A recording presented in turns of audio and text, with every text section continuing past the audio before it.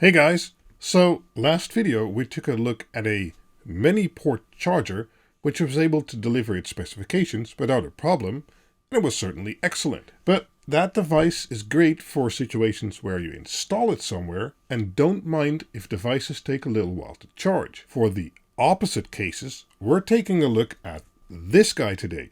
This is one of the smallest 65 watt chargers in the world, which supports all the latest charging protocols. Basically, with this one, you're done. This one charger, it's really small, will charge your phones, tablets, but also your laptop. So basically anything you can think of. Let's take a closer look at that and see if that's actually true.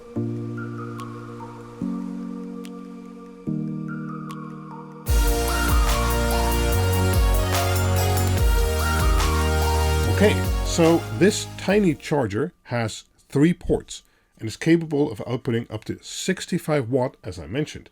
It has 2 USB-C ports and 1 USB-A port.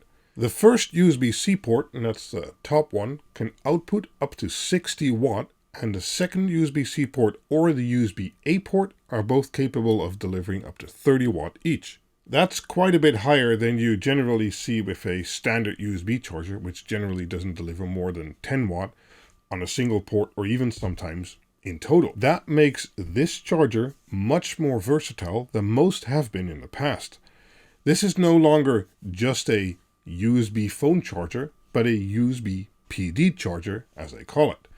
That means I can charge my phone with it, but also my laptop or one of many other devices such as tablets or a Nintendo Switch, for instance. USB PD is the official USB standard that enables this, and the PD literally stands for power delivery. This standard is meant to kind of harmonize all the different charging standards out there by defining a standard way a device can ask or deliver power. But Baseus, the manufacturer of this charger, says so here, but it's really small, knows that not all devices use USB PD yet. So it's built in support for basically all the standards on all of its ports. There's one exception I've seen, and that is that the USB-A port doesn't support USB PD. But of course, the USB-C ports do, and most likely you'll use a USB PD device on a USB-C port. Now, chargers that do this aren't new and have been on the market for a little while. Sporting all the protocols out there is pretty new, like second half of 2019, but still, they were there. Being able to use one charger for everything from your phone to your laptop is certainly a good idea, but what makes this one special is its size. Here is another Baseus charger I've been using for a little while, and this one actually has almost identical specs. So it's also 65 watt, and this one has 2 USB-A ports and a USB-C port. But look at the size difference. I mean, it's almost half the size and delivers the same amount of power. Or, hold on, for instance, look at what I lug along to charge my laptop, and the weight difference is just insane. This is a 90 watt charger, so yes, it can output more power, but I mean, come on. And that's just, would you rather take this along to charge your laptop when you need it? Or this with one of these cables, which weighs like, I don't know, 1/5 of what that weighs? I don't know, but I'm going to take this one. Anyway, so what makes this charger so special is that it's based on newer GaN or gallium nitride technology instead of using silicon-based chips.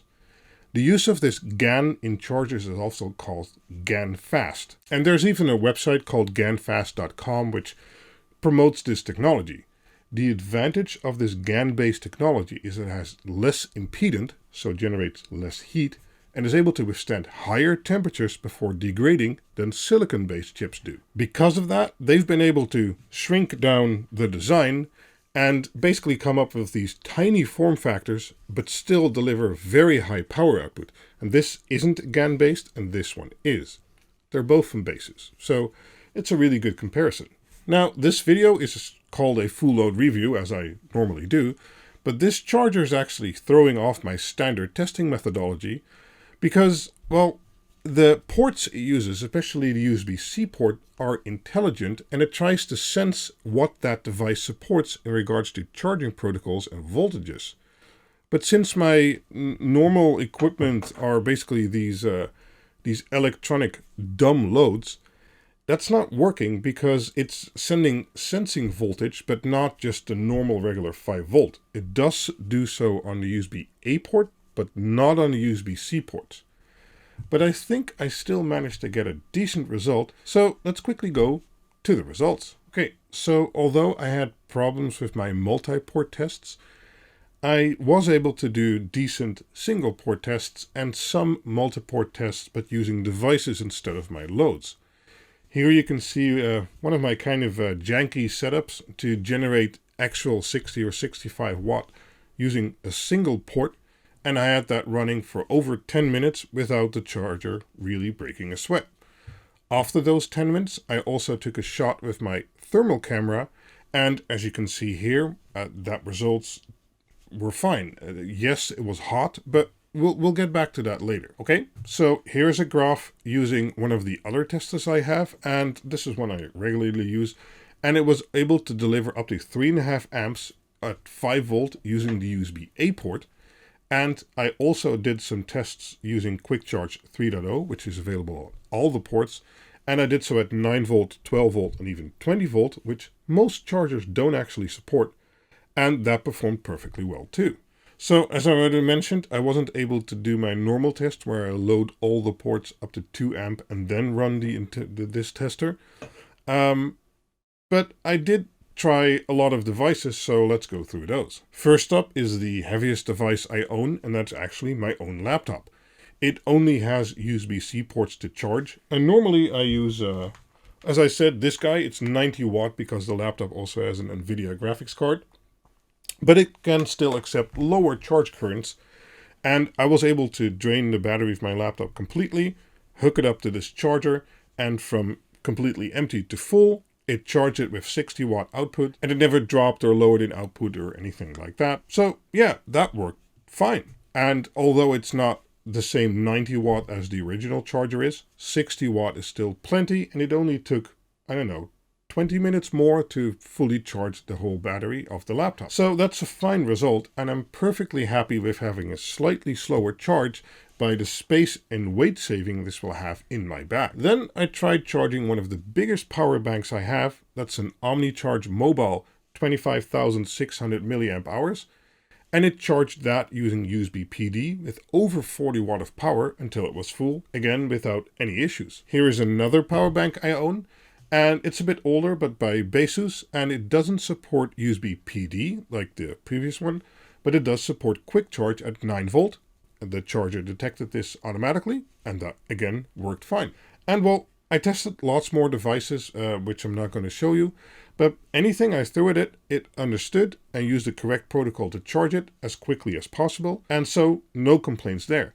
I actually delayed the review of this little guy for about a month because I took it with me on the road in the wild to basically try and plug it into any device I found, and I was able to charge laptops from colleagues and other stuff without a problem, and I also was able to hook it up to 2 Apple MacBooks of different generations, but which did use USB-C, and both had no problem charging with this charger at 60 watts. So compatibility-wise, it seems very good, and maybe those tests are actually more important than using a dumb electronic load in regards to this. So, final results time.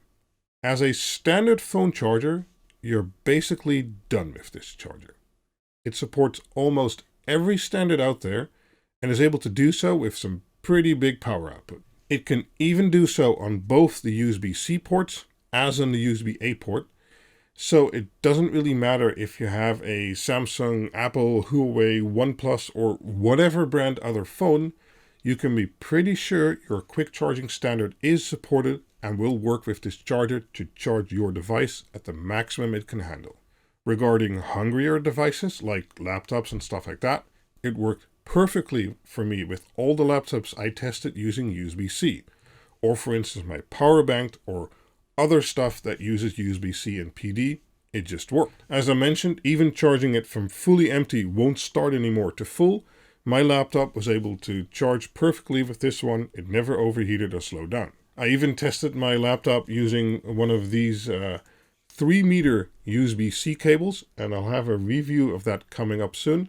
And well, that worked fine, and this combination is what's going to replace, well, this in my bag, and the weight savings alone is going to be very welcome. Another great feature which worked really well during testing is connecting multiple devices. The charger will try to divide the available power between the connected devices and charge everything as fast as it can go at the same time. Here, for instance, is my laptop, which stepped down from 60 watt to 40 watt charging, and then a 3 amp load connected to the USB-A port, and that worked fine too. A lot of other chargers are generally really bad at this, and while they might have multiple ports, if you connect a USB PD device and something else at the same time, which desires a different voltage, basically it steps everything back down to 5 volt and slows down charging, or in cases of laptops and stuff like that, it basically stops charging. In my testing with this charger, I was able to handle 2 loads perfectly when using both the USB-C ports or the USB-C 1 and the USB-A port. Only when trying 3 ports at the same time did I run into some sort of blocking behavior. It doesn't seem to like combinations like that. So 2 ports fine, 3 ports worked in some combinations and some others didn't. Oh yes, good thing to note. During testing, even at low loads or high loads, this thing never exhibited any switching noise or anything like that, which can be annoying, and I've heard it from other chargers in the past if you're in a silent room, so you're good there. So I mentioned heat earlier. As I explained, this uses the GaN-based technology instead of the normal silicon-based technology, and as I showed you in the thermal video, yes, it does get warm, maybe even hot, but it's built to handle that and it's well within specifications. It has all kinds of protections built in, and I wasn't able to trigger the overheat detection, but I was able to trigger overcurrent protection without a problem, and it would switch off and go into hiccup mode, exactly the behavior you'd like. So, let me end this review with this. If you're in the market for a phone charger, this is it. Are you in the market for a laptop charger that's light and small to fit in your bag? This is still it. Basically, if you're in the market for anything USB charging related, this is a charger to get right now, and will probably remain so for the next year. Or for this year, whatever, it's just a new year. Only when you need, for instance, a 100 watt USB PD model or something like that, I choose a different model. But using intelligent devices, so phones, tablets, laptops, switches, whatever, this thing will do it all and charge it really fast.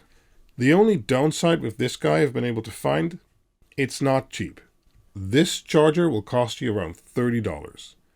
I guess that's the price to pay for being on the bleeding edge, but still. The other Baseus charger I mentioned before, and that's this one, which I have also tested off camera and basically performs the same, just a bit bulkier, is a good $10 cheaper.